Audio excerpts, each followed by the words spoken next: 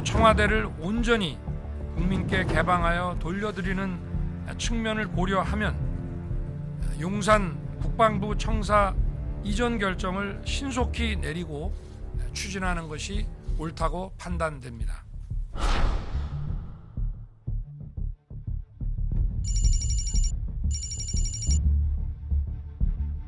준비되지 않은 국방부와 합참의 갑작스런 이전과 청와대 위기관리센터의 이전이 안보 공백과 혼란을 초래할 수 있다는 우려를 충분히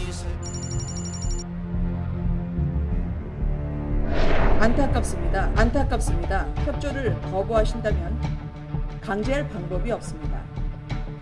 윤 당선인은 통이동에서 정부 출범 직후부터 바로 조치할 시급한 민생 문제와 국정 과제를 처리해 나갈 것입니다.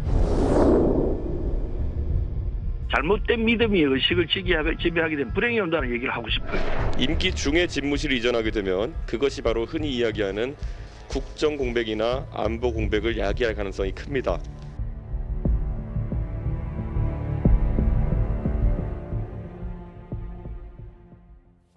네, 말 그대로 상견례도 못하고 있습니다. 자, 새 대통령이 일하게 될 곳, 집무실 이전과 관련한 논란이 더욱더 격화하고 있습니다. 급기야 문재인 대통령이 국가안전보장회의까지 직접 주재하면서 지금 당장 옮기는 건 무리라며 사실상 제동을 걸었고 윤 당선인 측이 반발하고 있는 상황까지 왔습니다.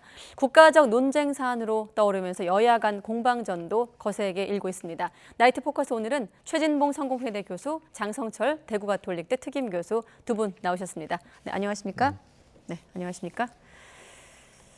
네, 오늘까지 한번 상황을 좀 정리해 볼까요? 일단 대선 12일이 지난 시점이더라고요. 청와대의 제동이 걸린 상황에서 일단 용산시대가 재원 마련부터 간단해 보이지 않는 상황까지 왔습니다. 어떻게 좀 지켜보고 계세요? 일단 뭐 지금 상황에서는 모든 권한은 현직 대통령한테 있는 거잖아요. 행정적인 권한도 예비 편성도 그렇고 그다음에 국방부 이전도 사실은 대통령의 재가가 없으면 불가능한 일입니다. 네. 그러니까 당선인이 요청을 하면 그걸 이제 대통령이 받아들이는 그런 과정을 통해서 가능한 일인데 윤석열 당선인께서는 이제 먼저 본인이 여러 가지 계획들을 다 얘기를 했죠. 네. 근데 아마 오늘 이제 NSC 그러니까 국가안전보장회의를 열고 확대 장관회의까지 열었던 것은 그 윤석열 지금 당선인이 했던 얘기에 대해서 아마 전문가들이나 아니면 관계 장관들의 의견을 들었던 것 같아요. 그러니까 대통령이 국민들의 의견을 포함한 NSC 그러니까 국가안전보장 회의를 통해서 의견을 수렴한 것 같고 그 수렴 결과 이게 좀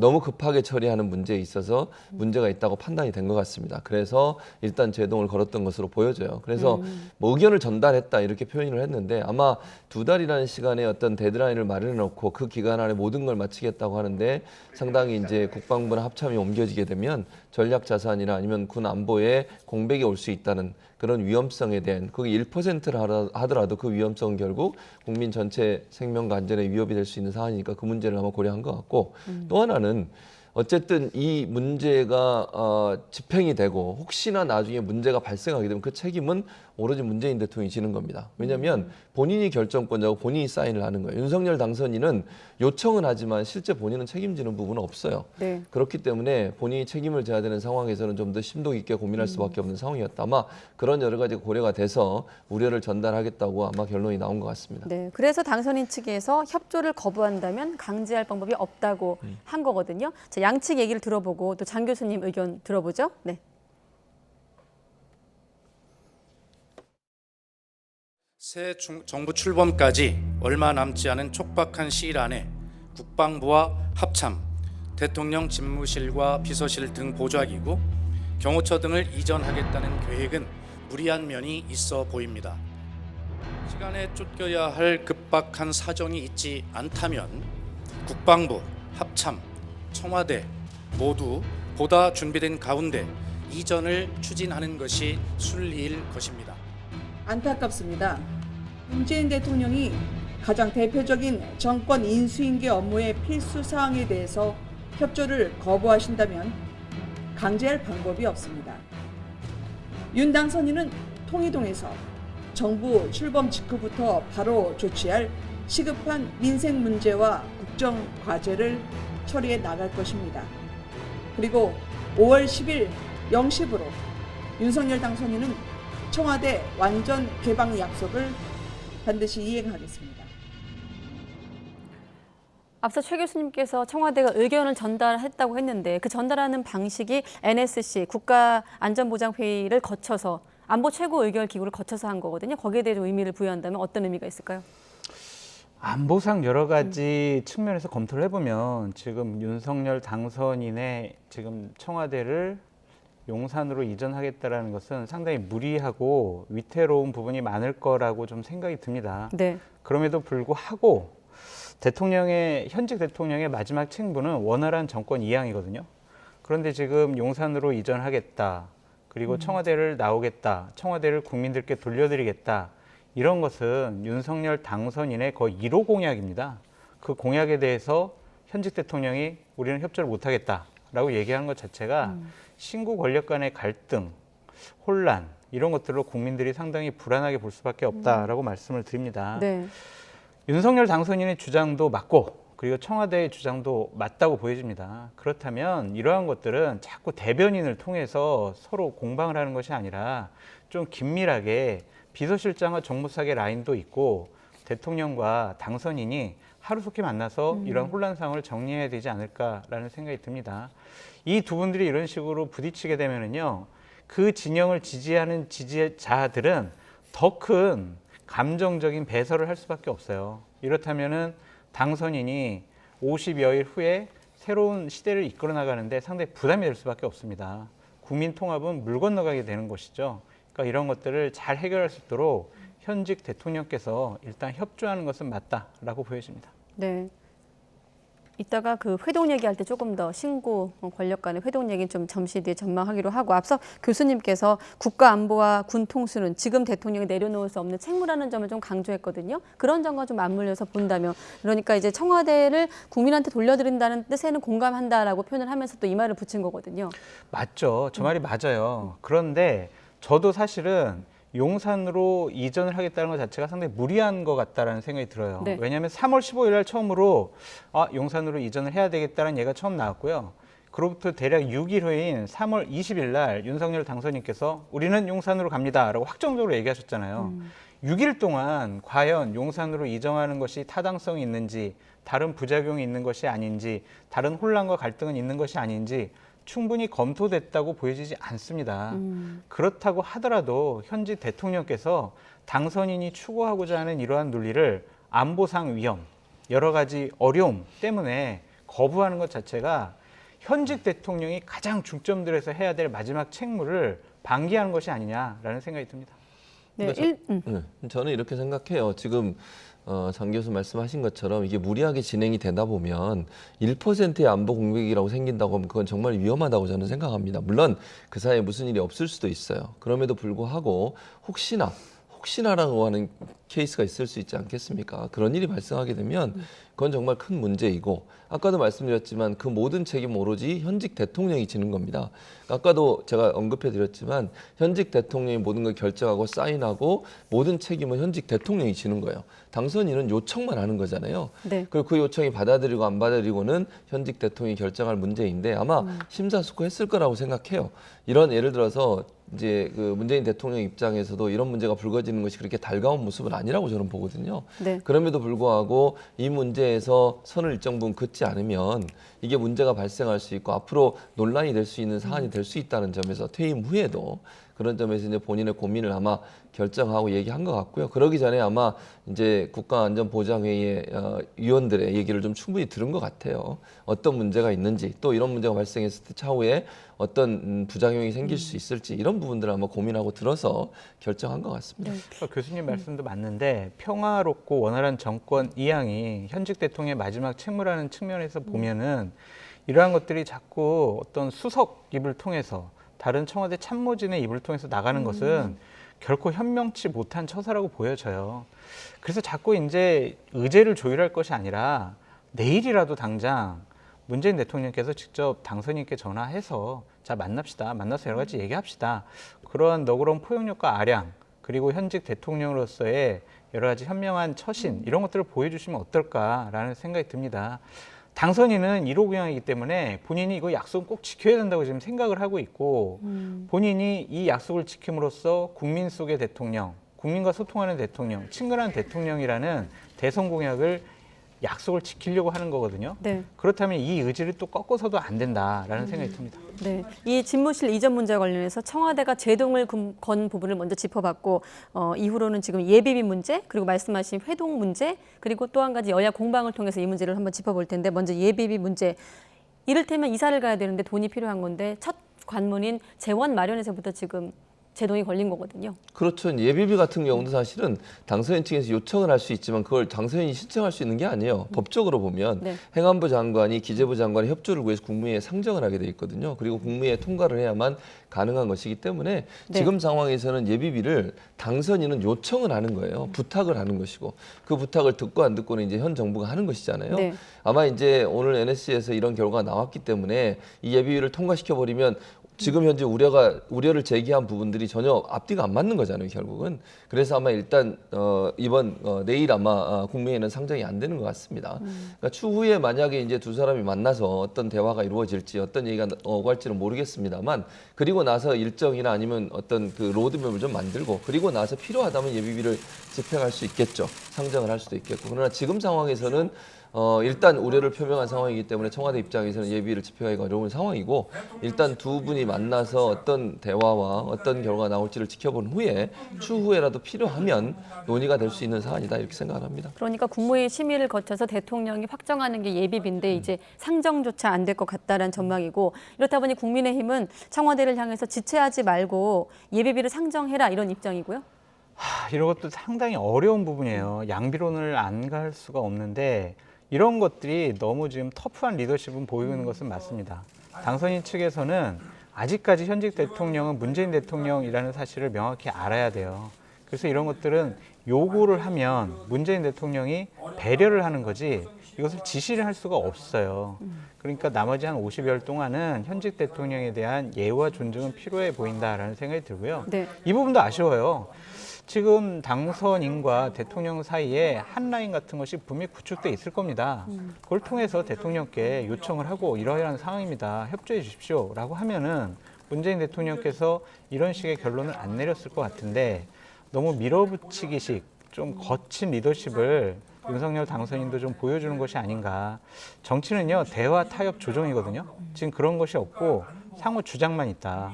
상당히 이걸 바라보는 국민은 불안하고 우려스럽다라고 말씀드립니다. 네, 상호 주장만 있다라고 말씀하셨는데 그 중에 하나가 이렇게 제동이 걸리니까 당선인 측에서 일단 5월 10일에 청와대는 개방하겠다라는 말과 함께 계속 이렇게 상황이 된다면 취임 후에는 통이동에서 업무하겠다라는 입장까지 내놨어요. 당선인 측에서.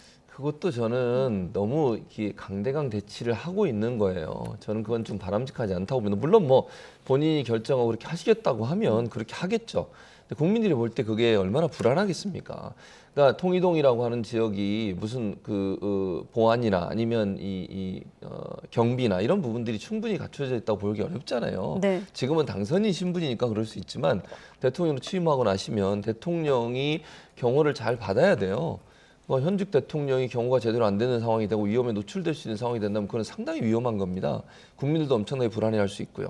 그래서 본인의 생각과 의지를 꺾지 않겠다는 생각을 저렇게 너무 강하게 하는 것이 과연 그러면 상대방이 있는 상황에서 저런 모습을 보이는 것이 국민들이 좋게 볼 수 있을까? 저는 그런 생각이 들어요. 네. 일방적으로 한쪽을 향해서 양보하라고 얘기하고 내가 원하는 대로 해달라고 요청하고 그게 안 들어지면 본인의 고집이나 아집을 보이는 듯한 태도를 보이는 것은 저는 바람직하지 않다고 봅니다. 그래서 국민들이 볼 때 불안하지 않을 수 있도록 원칙에 의해서 움직여야 된다고 저는 생각을 해요. 물론 본인이 정말 청와대를 그렇게 들어가고 싶지 않아 하시니 그게 이제 문제라고 저는 보는데 저는 이렇게 해서 개인적인 생각입니다만 청와대에 좀 들어가 계시면서 계획 수립하고 그리고 나와도 큰 문제 없다고 생각해요. 한번 들어가면 못 나온다는 얘기들이 자꾸 하시는데 의지의 문제라고 저는 생각해요. 윤석열 당선인의 태도를 보면 제가 볼 때는 반드시 할 것 같아요. 어떤 일이 있어도. 근데 잠깐 몇 달 들어가 있는 것이 그렇게까지 문제인가 하는 부분은 국민들도 많은 부분 의아해할 거라고 저는 생각을 합니다. 네. 그런 점에서 국민들이 불안해하지 않을 수 있도록 하는 그런 조치들이 반드시 이루어져야 된다고 저는 생각합니다. 앞서 기사 속에서 뜻은 있어도 고삐를 당기기 좀 어려운 상황이다라고 요약한 기사 구절이 좀 기억이 나는데, 자 그렇다면 최 교수님은 최소한 지금 시점에서 속도 조절이라도 해야 된다고 이렇게 보시는 저는 건가요? 그렇게 봐요. 왜냐하면 이게 단순히 문재인 대통령이 주재했던 안보장관 회의뿐만 아니라 전체적으로 국방 전문가들이나 일반인들도 불안해합니다 지금.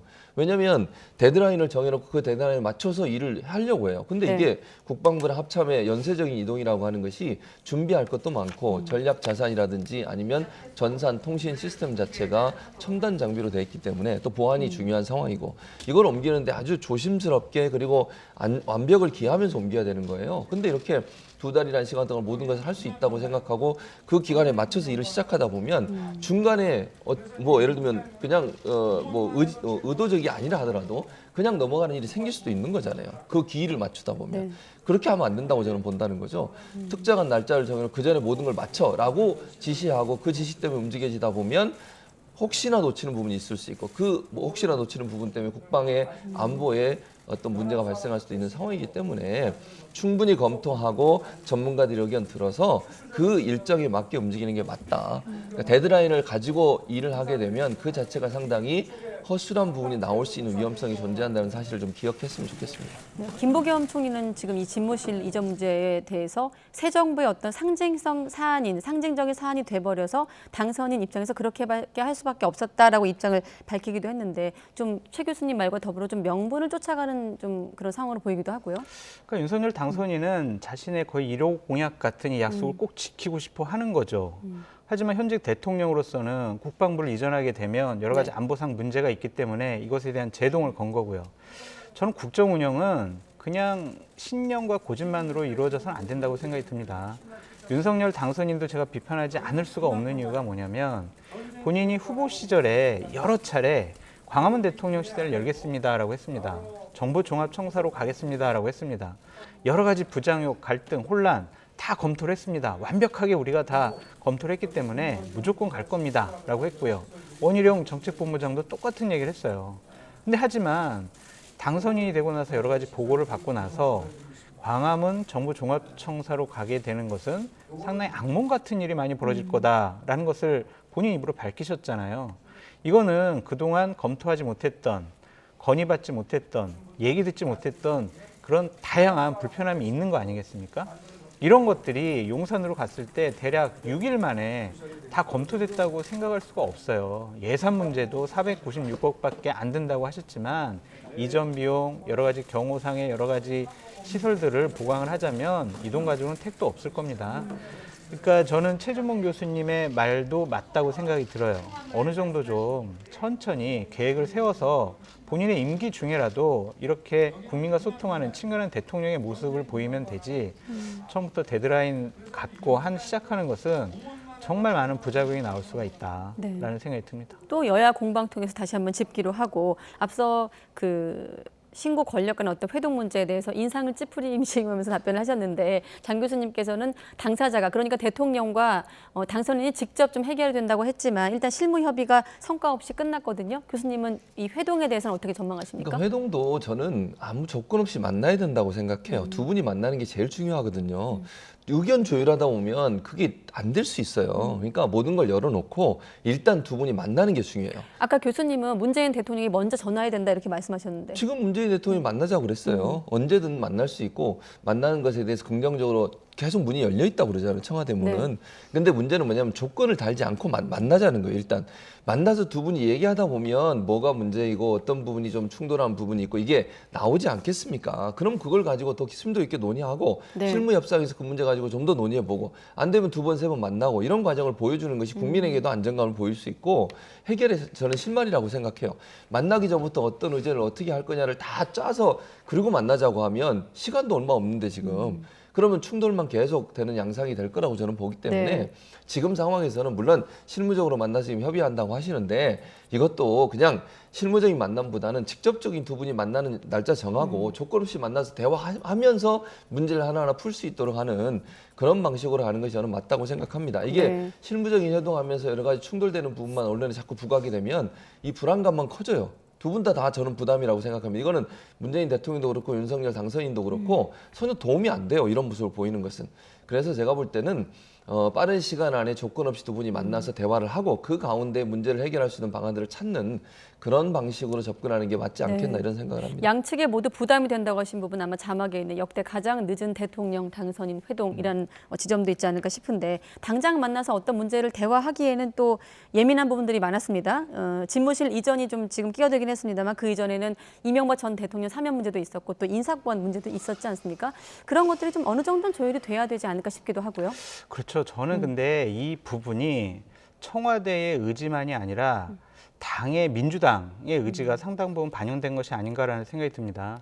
좀 당선인과 대립각을 세우고 국민의힘을 공격함으로써 지방선거 때 지지층을 결집시키려는 정치적인 의도가 있지 않나라는 생각이 좀 들어요. 왜냐하면 오늘 아침까지만 해도 박수현 청와대 국민소통 수석이 뭐라고 그랬냐면요. 모범적인 인수인계 대통령께서 여러 차례 지시하셨다. 그리고 문재인 대통령께서 이루지 못한 약속을 윤석열 당선자께서 이루어주길 바란다라는 얘기까지 했거든요. 근데 그 이후에 민주당에서 최고위원들 회의가 있었어요. 거기서 이 상황에 대해서는 반대를 하겠다라고 강하게 주장을 했습니다.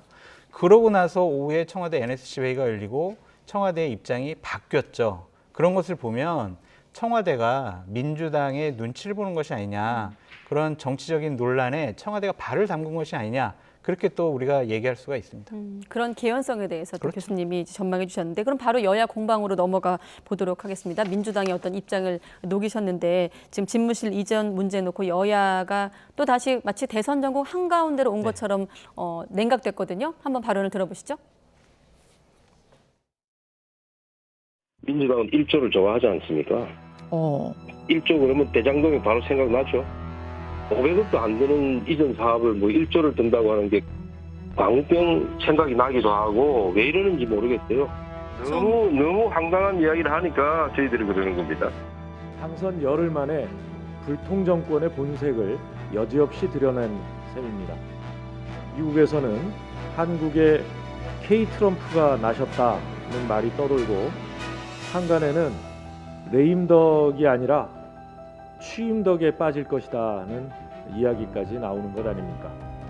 거듭 말씀드리지만 청와대 용산 이전은 민생엔 백해무익하고 국가 안보엔 재앙과도 같은 선택입니다. 네, 오늘 정치권에서 다양한 조어들이 등장했습니다. 일단 민주당 같은 경우는 K 트럼프다라고 공격을 하기도 했고 레임덕 아니고 취임덕이다라고 했고 또 국민의힘 같은 경우는 이제 1조 원 든다는 민주당 주장에 대해서 가짜 뉴스다라고 맞서고 있습니다. 네, 어떻게 보십니까? 저는 그러니까 이 이슈가 나오기 전만 해도 민주당이 저렇게 지금 윤석열 당선인에 대해서 또는 윤석열 당선인의 인수위에 대해서 그렇게 크게 공격한 게 없어요. 사실 이제 이 청와대 이전 문제가 논란이 되고 이슈가 되고 이러면서 네. 여러 이제 반대 목소리가 많이 나왔잖아요. 안보의 공백도 문제가 되고 너무 빨리 추진하다 보면 부작용이 나올 수도 있고 그다음에 예산이 너무 많이 투여된다는 부분에 대한 논란도 있었고 이러다 보니까 그 문제에 대해서 이제 문제를 지적할 수밖에 없게 된 것이죠. 이게 다른 이슈 모든 걸 빨아들이면서 결국 용산으로의 이전 문제가 특히 두 군데를 고민하다가 용산 국방부로 간다고 하면서 더 큰 문제가 발생했다고 저는 생각해요. 그러니까 본인들이 과감으로 가겠다고 했다가 갑자기 용산에 국방부를 얘기하고 합참을 얘기하다 보니까 군사시설에 들어가는 것에 대한 여러 가지 우려들이 있었던 것이고요. 이제 그런 부분들이 부각이 되니까 결국 이제 민주당 입장에서 비판을 안 할 수 없는 상황이 된 것이죠. 그래서 결국 지금의 이 상황은 이 용산으로의 이전 문제가 결정이 되고 너무 졸속으로 이전되는 게 아닌가 하는 우려와 걱정이 많아지다 보니 그 문제에 대해서 문제를 제기할 수밖에 없는 상황이었다고 저는 생각을 하고요. 네. 당연히 민주당 입장에서 이 문제를 제기할 수밖에 없습니다. 입장을 바꿔서 만약에 반대의 경우 국민의힘이 야당이었다 하더라도 동일한 문제를 제기했을 겁니다. 그래서 그런 부분들은 결국 그 용산으로의 이전 문제가 주요 이슈가 됐고 그 이슈 가운데 여러 가지 부작용과 문제가 부각되고 그러니 결국 그 문제가 중요한 쟁점이 되고 그리고 정쟁의 어떤 이슈가 될 수밖에 없는 상황이 아니었나 이렇게 생각을 합니다. 네, 요 입장까지만 여쭤보고 또 장 교수님 의견으로 이어가겠습니다. 이준석 대표가 뭐라 그랬냐면 대통령 취임 이후에 집무실 이전은 불가능하다. 그게 오히려 국정공백이다라는 이준석 국민의힘 당대표 입장은 어떻게 해보십니까? 왜 그게 국정공백이라고 얘기하는지 잘 모르겠어요. 제가 아까 말씀드렸지만 준비를 잘하고 철저히 하고 단계적으로 옮기다 보면 국정공백이 일어날 가능성은 저는 낮다고 봐요. 이게 동시간에 합참과 국방부와 이런 전략기관들이 또 국방과 관련된 기관들이 한꺼번에 움직이다 보니까 문제가 발생하는 거예요. 네. 충분히 준비하고 대비하면서 움직이다 보면 크게 문제가 될 거라고 저는 보지 않습니다. 그래서 취임 이후에 옮긴다 하더라도 그게 국정 공백을 가져오는 요소가 될 거라고는 보지 않습니다. 네, 교수님 어떻게 보십니까? 저는 민주당은요, 야당이 될 거잖아요. 최소한의 정치적인 기본적인 예의가 없다고 생각이 듭니다. 대통령 선거 끝나지 12일 지났습니다. 그러한 대통령 당선인을 향해서 K-트럼프니 취임덕이니 백해무익이니 재앙이라느니 이런 막말을 퍼붓습니다. 이게 맞습니까? 최소한 허니문 기간이 있습니다. 좋습니다. 허니문 기간 없더라도 최소한 임기가 시작되지도 않았잖아요. 당선인 시절입니다. 인수위 시절입니다. 왜 협조 못 해줍니까? 대통령이 직무를 시작하는 5월 10일 이후에 여러 가지 정책적인 결정에 대해서 잘못했으면 그때 비판하십시오. 지금은 준비 단계 아닙니까? 그 준비 단계 하는데 대통령 선거에서 진 민주당이 왜 협조 못 해줍니까? 이런 식의 막말과 조롱과 비아냥은요, 결코 민주당에게도 유리하지 않다라는 생각이 듭니다. 협조를 무조건 하는 게 아니고 협조라고 하는 것은 국민의 동의가 있거나 국민들이 볼 때 납득할 수 있는 내용의 협조를 하는 거예요. 그러니까 예를 들면 민주당 입장에서 봤을 때 지금의 이런 그 당선인의 행보가 국민적 우려를 낳는 부분이 있고 그 낳는 부분이 있다고 하면 그 부분에 대해서 문제를 제기하는 게 당연히 정당으로서 해야 될 일이라고 저는 생각을 해요. 그러니까 저는 기본적으로 뭐든 가능하면 협조하는 게 맞죠. 그걸 맞다고 보지만 그런데 국민의 상식을 벗어나거나 아니면 지금의 이런 행동 자체가 국민적 우려를 나타낸다고 하면 그 부분에 대해서는 정당으로서 당연히 입장을 밝히는 게 맞다고 생각해요.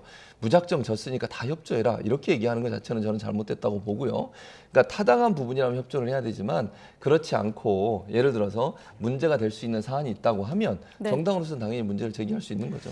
문제 제기하는 건 당연합니다. 그건 국회에서 해야죠. 여야 원내대표하고요, 당대표들 협상하면 됩니다. 거기서 좀 점잖게 하면 안 됩니까? 국민들 보는데 K-트럼프라느니 이러한 재앙, 취임덕 이렇게 막말 저주를 퍼부어야 됩니까? 저는 10일밖에 안 됐잖아요. 그런 부분을 지적하는 겁니다. 당연히 야당들 민주당으로서는 지적은 해야 되지만 최소한의 예의는 좀 지켜줬으면 좋겠다라는 생각이 듭니다. 네, 사실 다음 질문은 좀 언론에서 좀 더 파고들어야 될 부분이긴 합니다만 지금 민주당은 1조 원이 든다고 하고 여기에 대해서 국민의힘은 가짜 뉴스라고 하고 있고 예비비 신청은 496억 원이거든요. 시청자 입장에서 왜 이렇게 다르지? 할 수 있기 때문에 한번 좀 설명을 부탁드린다면요. 저는 이게 469억은 더 들어요. 그러니까 469억이라고 하는 건 나중에 이제 김은혜 대변인도 1,200억을 또 합참에 새로운 건물 짓는데 들어간다고 얘기했던 것처럼 연쇄적으로 이전 비용 포함해서 연쇄적으로 일어나는 모든 일이 마무리될 때까지는 그보다 훨씬 더 많은 돈이 들어가죠. 지금 이 469억이라는 돈 자체는 제가 볼 때는 아마 이제 청와대에서 나와서 용산에 집무실을 꾸미고 거기 인테리어 하고 그리고 이제 뭐 공간도 지금 한남동에 하겠다는 거잖아요. 그 공간에 네. 인테리어하고 이런 부분에 들어간 부분이에요. 그러니까 최소한 빠른 시간 안에 집무실을 만드는 데 들어가는 비용이라는 생각이 들어요. 그리고 네. 지금 그 경비를 맡고 있는 외곽 경비나 내각 경비나 이런 경비를 맡고 있는 분들의 이사 비용만 들어가 있는 거거든요. 근데 지금 국방부에 그분들이 거주할 수 있는 곳이 있는지 모르겠어요. 그러면 만약에 당분간은 뭐 임시로 들어갈 수 있지만 나중에는 그걸 전대 이제 건물을 만들든지 그래서 그분들이 생활할 수 있도록 해야 되고요. 영빈관이나 아니면 나중에 만약에 이제 관저도 저 안에 만들어야 될 필요가 있지 않겠어요? 네. 그렇게 됐을 때 들어가는 비용까지 다 하면 제가 볼 때는 얼마가 될지는 제가 예상할 수 없지만 네. 469억보다는 훨씬 더 많이 들죠. 그리고 그 오늘 기본의 대변인 말처럼 1,200까지 들어간다고 하면 최소한 제가 5천에서 1조 사이가 들지 않을까 개인적으로 그렇게 전망이 됩니다. 네, 당선인은 일단 기획재정부가 관련 비용을 직접 추산했다고 그래서 예비비로 충당할 계획이라고 밝혔고 국방부 같은 경우는 지금 추산한 게 물론 전해지는 내용입니다만 또 5천억 얘기도 나오고 있고요. 숫자가 좀 다른 이유 어떻게 보고 계십니까? 기본적으로 496억은 더 들겠죠. 왜냐하면 당선인 측에서 얘기한 496억은 일단은 청와대가 이사 가는 비용밖에 안 돼 있다. 그다음에 리모델링 하는 것밖에 안 돼 있다라는 거고요. 네. 당연히 합참도 남태령 수방사 쪽으로 이전을 하게 되면 새로운 건물을 세워야 되고 거기에 걸맞는 뭐 경호, 경비, 여러 가지 방어 시설을 다 구축을 해야 합니다. 네. 그거는 천문학적인 돈이 들어갈 수밖에 없다라는 생각이 들고요. 기본적으로 저는 기획재정부도 일을 잘못 처리했다고 생각이 들어요. 기획재정부는요, 예비비를 신청받는 곳이지 예비비가 얼마 듭니다라고 이렇게 당선인 측에 주는 게 잘못됐어요, 일 처리가. 예를 들면 행안부라든지 네. 국토교통부에서 대략 이전 비용이 얼마가 됩니다. 이거에 대해서 좀 기재부에서 승인을 해 주십시오. 라고 해서 그걸 검토하는 곳이 기재부예요. 근데 기재부가 그냥 자기네들이 이렇게 이전 비용 이렇다라고 하는 것 자체도 기재부가 좀 월권을 한 것이 아니냐. 지금 인수위가 제일 셀 수밖에 없어요. 그럼에도 불구하고 대한민국은 법치주의 국가 아니겠습니까? 법에 걸맞는 업무 처리를 해야 된다. 시스템에 맞는 행정부의 업무 처리가 꼭 필요한 시점이다라는 생각이 듭니다. 네. 일단 상정되기 전부터 진통이 지금 보이고 있습니다만은 추산이 워낙 차이가 나서 한번 질문 드려봤고 이 과정을 한번 지켜보도록 하겠습니다. 사실 오늘 사실상 20대 대통령직 인수위원회 전체 회의였더라고요. 집무실 이전 문제 때문에 사실 이 문제가 좀 덮여 있는데 그중에서도 여가부 공무원 파견이 좀 배제가 되면서 그러니까 이제 여가부에서 공무원 4명을 추천했는데 모두 배제했다거든요. 어떻게 보십니까? 뭐 일단 그러니까 윤석열 당선인이 후보 때부터 계속 얘기했던 거잖아요. 여가부 폐지에 대해서는 아마 그렇게 가닥이 잡힐 것 같아요. 여가부는 폐지가 될 것 같고요. 여가부에서 했던 업무들을 어떻게 분산해서 할 거냐 아니면 뭐 다른 부처를 만들 거냐 하는 부분은 논의가 될 것이라고 보여지고 아마 네. 그래서 혹시나 그러지 않았나 하는 생각이 들어요. 그러니까 인수위는 전체 이제 정부 부처에 파견 공무원 요청을 했는데 여가부에서도 4명이죠. 국장급 2명, 과장급 2명을 추천했다는 거 아닙니까? 근데 인수위에서 이분들을 받아들이지 않은 거죠. 최종 배제하고 왜냐하면 이제 인수위에서도 아마 여가부 폐지의 가닥을 잡고 있는 게 아닌가 하는 생각이 듭니다. 당선인의 의지가 그러니까. 네. 그러면 결국 여가부에서 운영했던 여러 가지 업무들, 그 업무들을 어떻게 할 거냐 하는 부분이 이제 논의가 돼야 되겠죠. 제가 말씀드린 건 2가지 중에 하나일 것 같아요. 다른 부처 이름을 바꿔서 다른 걸 만들든 아니면 그 업무들을 관련된 부처에 나눠서 분산해서 업무를 맡기든 이 방법이 있을 수 있을 것 같은데 그런 부분들은 반드시 관철돼야 한다고 저는 개인적으로 생각을 합니다. 왜냐하면 여성가족부에서 했던 여러 가지 업무들이 뭐 저출산 대책이라든지 아니면 보육 문제라든지 그다음에 육아 문제라든지 이런 부분이 포함되어 있어요. 그리고 이제 한부모 가정 문제도 포함되어 있고요. 이런 부분들은 반드시 이루어져야 되는 업무이기 때문에 정부 차원에서 그런 부분들이 차질 없이 진행될 수 있도록 잘 인수위에서 분산을 시키든 아니면 새로운 어떤 그 부처를 만들든 그런 논의가 있어야 될 것으로 보여집니다. 저는 인수위의 저런 행태가 좀 안타까워요. 예를 들면 여가부에서 공무원들을 좀 배치를 받아서 네. 자 우리 여가부 폐지하려고 하는데 너희들이 했던 여러 가지 업무들을 각 정부 부처의 어느 쪽에다가 제대로 배치하면 되겠느냐라고 안을 만들어 와라 하면은 여가부만큼 잘 만들어 올 수 있는 것이 없거든요. 그래서 여가부가 폐지되더라도 이분들은 어차피 정부 공무원에서 일할 분들이잖아요. 그렇다면 이분들에게 상실감 주는 것도 그렇고 가장 업무를 잘 알기 때문에 다른 부서에 배치하는 것도 잘 알 거라고 생각이 듭니다. 네. 그런 부분들을 좀 같이 논의를 했으면 어땠을까라는 아쉬움이 있습니다. 참고로 이명박 정부 때는 인수위에 1명, 박근혜 정부 때는 2명이 파견된 걸로 기록되어 있습니다. 자, 그리고 윤석열 당선인 재계와 공식 첫 만남을 가지기도 했거든요. 당선인 메시지부터 들어보도록 하겠습니다. 기업이 더 자유롭게 판단하고 또 자유롭게 투자하고 이렇게 해서 기업이 성장할 수 있는 그런 제도적인 방해 요소를 제거하는 것을 최고 도와드린다는 것도 좀 제가 볼 때는 쉽지 않은 얘기고 기업이 자유롭게 활동하는 것을 방해하는 요소들이 있다면 그런 것들을 제거해 나가는 것이 가장 정부가 해야 될 일 아닙니까? 자, 이번 회동은 2가지 의미가 있습니다. 일단 집무실 이전 논란 속에서 식사만 빼고 모든 일정이 공개적으로 이제 됐다는 점, 그리고 앞서 리포트에서 소개됐듯이 국정농단 사태 이후 와해 수준이었던 정경련이 이번 회동을 주도했다, 소통 창구로 됐다라는 의미가 있거든요. 어떻게 보십니까? 일단 그러니까 경제인들을 만나서 경제인들에게 덕담을 하고 정부가 적극적으로 경제 활동을 하는데 도움을 주겠다 그 말 하는 건 문제라고 보지 않아요. 저는 네. 그렇게 하는 게 맞다고 보고요. 다만 이제 정경련이 예전의 모습에서 탈피했으면 좋겠다는 개인적인 생각이 있습니다. 그러니까 해체 수준에 갔다고 하는 것도 사실은 정경유착이라고 하는 문제 때문에 논란이 됐던 거 아니겠습니까? 그런 부분들이 더 이상 일어나지 않았으면 좋겠어요. 그러니까 정경련이라는 단체가 예컨대 잘 경제 발전을 위해서 협력하고 서로 힘을 모아서 함께 국가의 경제 발전을 위해서 노력하는 것 그 자체를 뭐라고 할 수 있겠습니까? 그러나 예전에 그런 그 박근혜 정부 시절에 있었던 정경유착 때문에 또는 뇌물이나 이런 걸 통해서 본인들의 이익을 챙겼던 그런 행동들이 다시 반복되지 않아야 된다는 것이죠. 네. 그래서 정경련이 다시 부활하는 듯한 모습을 보이는 것도 그런 우려가 함께 일어날 수 있다. 저는 그런 부분들이 정경련이 다시 보이지 않도록 하는 게 제일 중요하다고 보여지고요. 네. 윤석열 당선인도 그런 부분들을 명확하게 경계할 필요가 있다. 그런 부분 본인이 그렇게 안 하시겠지만 그래서 그런 일들이 발생하게 되면 정경련이 부활하는 것이 도리어 엄청난 비판을 받을 수도 있거든요. 그래서 그런 부분들이 명확하게 정리될 수 있도록 하는 그런 관계 설정이 반드시 필요한 게 아닌가 이런 생각을 합니다. 일단 경제단체장들 어떤 요구 중에서 규제 개혁 그리고 중대재해처벌법 수정을 요구한 게 눈에 띄긴 합니다만은. 네. 그렇습니다. 윤석열 당선인이 기업이 자유롭게 활동하는 것을 방해하는 요소를 제거하겠다라고 말씀을 하셨고 또한 재계 관계자들은 노사 문제라든지 중대재해처벌법 개선 등 규제 완화를 요구했습니다. 특히 노동법 개정, 노사관계 풍토가 문제다라는 지적을 했는데 최근에 논산에서 일어났던 일은 이러한 노사관계에 대해서 새로운 풍토가 조성이 돼야 된다라는 것에 대한 입증이라고 좀 생각이 듭니다.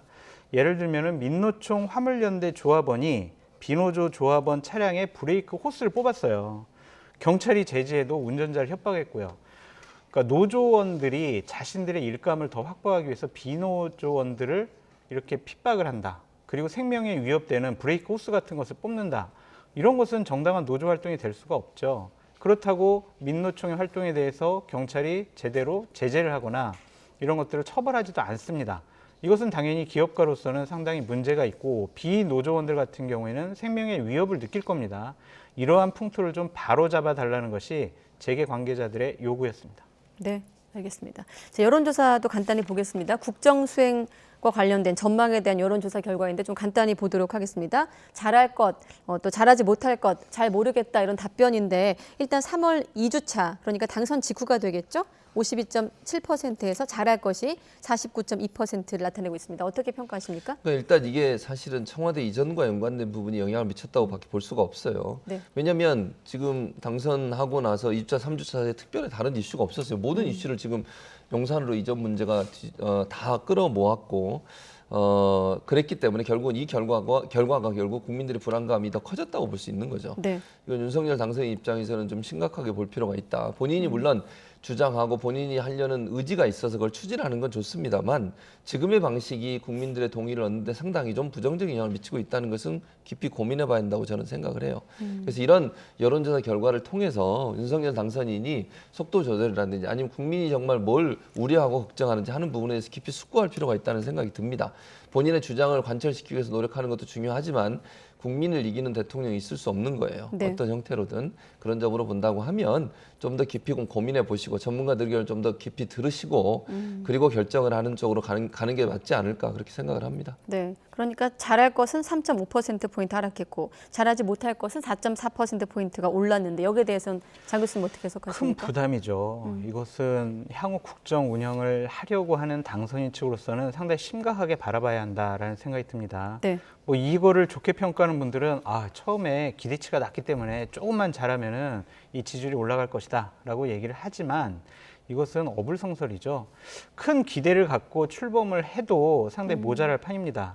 지금 민주당 같은 경우는 172석 국회 다수석을 점하고 있습니다. 그리고 대선 결과 0.73%로 아주 박빙이었습니다. 네. 그렇다면 처음 출범할 때 국민의 광범위한 지지를 갖고 국정 운영을 탄력 있게 운영해 나가야 되는데 이렇듯 반대 세력이 많다, 기대하는 쪽이 적다 이런 것은요 윤석열 당선인이 대통령직을 수행하게 될 때도 무슨 결정을 할 때도 상당히 부담감으로 작용할 수밖에 없습니다. 지지율이 낮으면요 대통령 솔직히 이제 선거 출마 안 하니까 별 상관없다고 할 수 있습니다.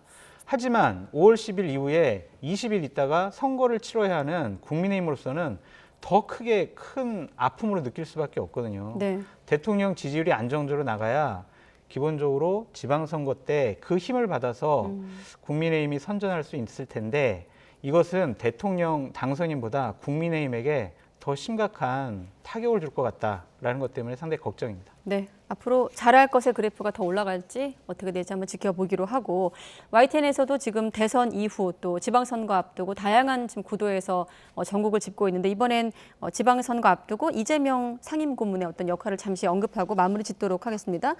최근에 2030 여성들의 사이에서 좀 큰 인기를 끌고 있다는 기사들이 좀 나오고 있는데, 그러니까 이제 온라인상에서 활발하게 소통하고 있다라는 건데, 지난주엔 또 당원 조문에서 모습을 드러내기도 했고요. 네. 이재명 상임고문 대선 전 후보의 흐름 어떻게 보고 있습니까? 그러니까 저는 일단 이재명 상임고문 같은 경우에 20대 여성들이 많은 지지를 보내고 있는 것 같아요. 그러니까 네. 윤석열 당선이 당선되고 나서 그 아쉬움을 결국 이재명 고문에게 좀 반대로 좀 더 적극적으로 지원하는 모습을 보이는 모습으로 나타났다고 저는 보거든요. 특히 이제 그 대선 끝나고 나서 20대 여성들의 민주당 입당 러시가 이루어지는 것을 알려지고 있는 상황이고요. 지금 네. 화면에 나오는 것처럼 저게 이제 친들레라고 하는 그런 모습인데, 개딸이라고 하는 모습은 그 드라마 응답하라 1997에 나오는 그런 네. 용어예요.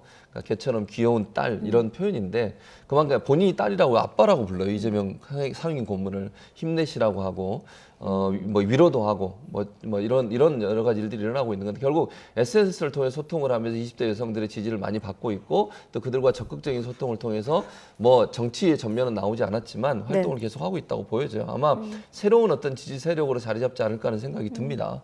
그래서 그런 부분에 있어서는 긍정적으로, 정치인으로서는 사실 저런 지지 세력이 생긴다는 것 자체가 상당히 큰 도움이 될 수 있는 것이고, 또 정치적 자산이 되지 않겠습니까?